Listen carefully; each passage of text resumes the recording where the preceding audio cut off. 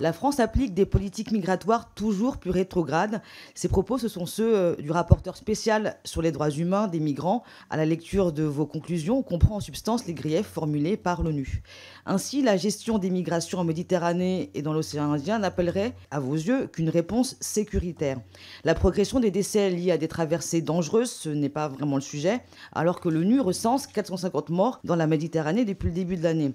La très forte progression du nombre de déplacés liés au conflit, au changement climatique, à l'insécurité alimentaire, ce n'est pas vraiment un sujet non plus. Ainsi, les déterminants de ces migrations et les façons de les atténuer sont survolés dans vos conclusions. Les leçons des échecs successifs d'un traitement purement sécuritaire de l'immigration, de Frontex, ne sont pas vraiment tirées non plus.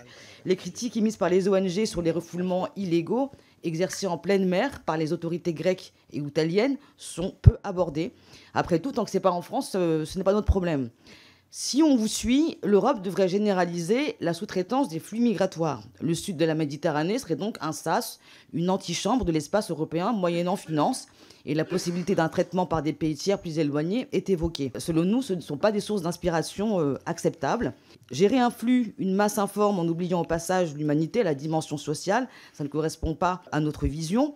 Et la traduction de cette conception, pour nous, c'est cette opération Wambouchou que vous avez évoquée, qui ne fait qu'augmenter la crise sociale sans solution pérenne, sans planification pour le développement et pour la sécurité collective. Pas de politique de logement, pas de politique sanitaire et pas de service public. Tout le monde y perd. Et par ailleurs, selon nous, le chantage à l'aide publique au développement ne ferait qu'alimenter la détresse de la population comorienne. Oui, évidemment, on ne nie pas, Mayotte traverse des difficultés immenses. Le résultat de décennies de délaissement et d'oubli.